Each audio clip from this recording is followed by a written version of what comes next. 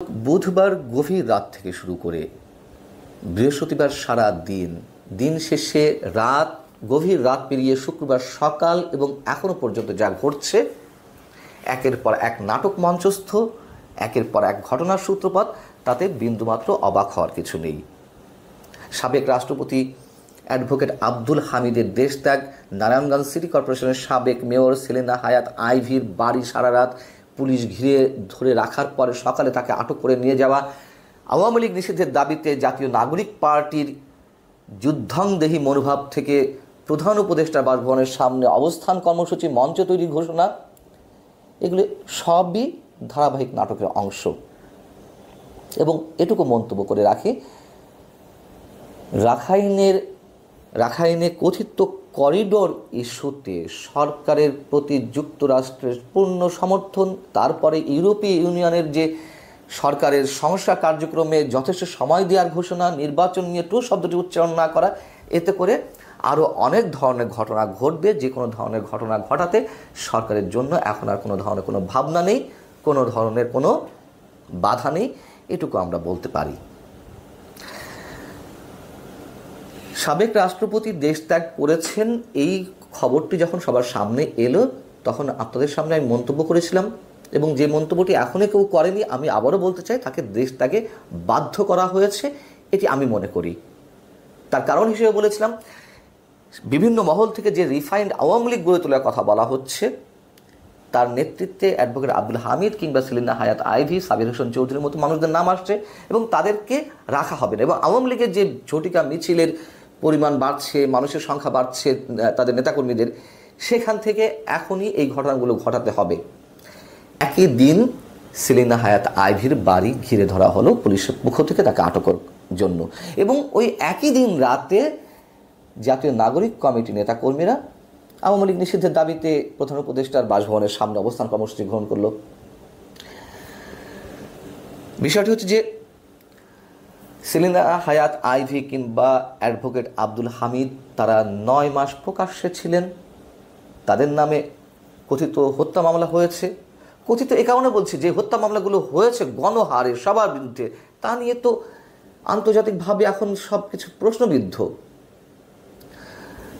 আন্দোলনে বা অভ্যুত্থানে যে মানুষগুলো নিহত হয়েছেন, অবশ্যই মামলা হতে পারে, কেউ না কেউ তো এই ঘটনাগুলো ঘটিয়েছে, তাই না? কিন্তু গণহারে যেভাবে দেওয়া হচ্ছে এবং সেইগুলোকে রাজনৈতিক অস্ত্র হিসেবে ব্যবহার করা হচ্ছে, এবং 9 মাস পর এসে তাদের উপরে এই অস্ত্রগুলো ব্যবহার করা হলো, আটক করা হলো, এগুলো তো পরিষ্কার। সেলিনা হায়াৎ আইভী আটকের পর যখন তাকে আটক করে নেওয়া হচ্ছে, তখন গণমাধ্যমের উদ্দেশ্যে তিনি বলছেন যে আমি কোনো অন্যায় করিনি বিধায় আমি 9 মাস প্রকাশ্যে ছিলাম, আমি কোথাও পালাইনি। এবং তার যে জনপ্রিয়তা আমরা দেখলাম, আগেও প্রমাণিত হয়েছে, এখনও নারায়ণগঞ্জের গডফাদার শামীম ওসমানের বিরুদ্ধে তার যে অবস্থান, এবং সর্বশেষ তাকে আটক করার খবরের আগে থেকেই পুলিশ তার বাসায় প্রবেশ করেছে, তার জন্য হাজার হাজার কর্মী সমর্থকের যে অবস্থান তার বাড়ির সামনে, এরপরে তো কিছু বলার থাকে না। আমরা দেখেছি তো আওয়ামী লীগ পুনর্বাসনের কথা বা ক্লিন ইমেজের ব্যক্তিদের নিয়ে আওয়ামী লীগের রাজনীতি করা যেতে পারে এমন মন্তব্যের কারণে ব্রিগেডিয়ার সাখাওয়াত হোসেনের দপ্তর চেঞ্জ হয়ে গেল, স্বরাষ্ট্র উপদেষ্টা থেকে তাকে এখন পাট বস্ত্র কি মন্ত্রণালয়ের উপদেষ্টা করা হয়েছে। আমরা দেখলাম যে সেনা প্রধান নাকি হাসনাত আবদুল্লাহ সার্জিস আলমদের বলেছিলেন যে পুনর্বাসতে আওয়ামী লীগ রাজনীতি করতে পারে বা রিফাইন্ড আওয়ামী লীগ তো রাজনীতি করতে পারে, এমন মন্তব্য করেছেন। তার জন্য তাদের যুদ্ধাঙ্গেয় মনোভাব দেখলাম, সেনাবাহিনীর বিরুদ্ধে তাদের যে নগ্ন অবস্থান, জনগণের মুখোমুখি অবস্থানে দাঁড় করিয়ে দেওয়া, এইগুলো তো সেনাপ্রধান কিংবা ব্রিগেডিয়ার জেনারেল সাখাওয়াত হোসেনের ব্যক্তিগত মন্তব্য নয়। আমি বলবো সামগ্রিক রাজনৈতিক প্রেক্ষাপট থেকে এই মন্তব্যগুলো করা হয়েছে দেশে একটা সুস্থ রাজনীতির ধারা পরিবর্তনের জন্য। এবং এই কথা বলাতে যদি কেউ ফ্যাসিবাদের দোসর আখ্যা দিয়ে থাকে কাউকে, কি করা আছে বলুন তো? এখন তো যা ইচ্ছে তাই ঘটছে।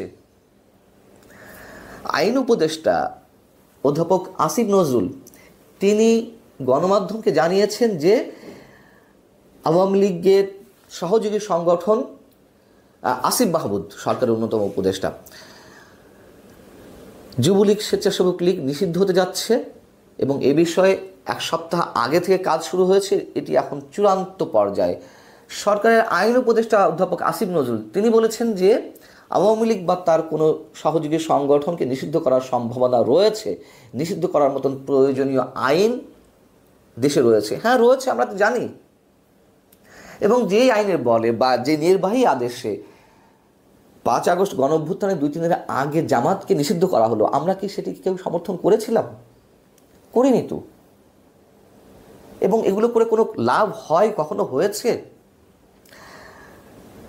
নাহিদ ইসলাম সরকারের সাবেক অন্যতম উপদেষ্টা, জাতীয় নাগরিক কমিটির আহ্বায়ক, তিনি বলছেন কি অবৈধ ফ্যাসিস্ট সরকারের রাষ্ট্রপতিকে চোখের সামনে পালিয়ে যেতে দেওয়া হয়েছে। বিচার প্রশ্নে সরকারের প্রতি আমাদের অনাস্থার জায়গা তৈরি হয়েছে এবং জুলাই আমাদের প্রতিশ্রুতি ছিল খুনিদের বিচার।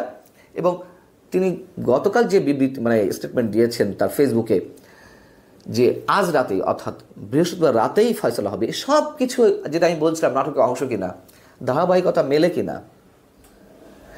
এবং সরকারের আর এক উপদেষ্টা মাহফুজ আলম তিনি ওই বৃহস্পতিবারে একটি দীর্ঘ স্ট্যাটাস দিলেন তার ফেসবুক পেজে, যেখানে তিনি বলছেন যে আমরা এই দুইজন তিনি আর আসিফ মাহমুদ, তারা দুইজনেই সরকারের মধ্যে থেকে পারছে না, ছাত্র প্রতিনিধি হিসেবে উপদেষ্টা পরিষদে আরও সদস্য নিতে হবে সেটাও আমরা জানি, নিবে। রাষ্ট্রযন্ত্র যখন বুর্জোয়া সমাজ ব্যবস্থায় কোনো সরকারের হাতে থাকেই এবং তারা যথেচ্ছা ব্যবহার করে, সেই ব্যবহারের ফলশ্রুতিতে যুগে যুগে কালে কালে তাদের কি অবস্থা হয়েছে আমরা জানি। এবং যার প্রমাণ তো আমাদের চোখের সামনেই। আওয়ামী সরকার সাবেক, যদিও এর পিছনে যে দীর্ঘ পরিকল্পনা ছিল একটু অংশের বা যেটিই থাক না কেন, সেটির প্লট তো নির্মাণ করার সুযোগ দিয়েছে আওয়ামী লীগ একের পর এক নির্বাচন না দিয়ে। এখন যারা এগুলো করছে, রাষ্ট্রযন্ত্রকে যথেচ্ছা ব্যবহার করছে, যেমন খুশি নিজেদের প্রয়োজনে ক্ষমতা দীর্ঘায়িত করতে, পূর্ণ ক্ষমতা নিয়ন্ত্রণ করতে, এগুলোর পরিণাম কোথায় গিয়ে দাঁড়াবে?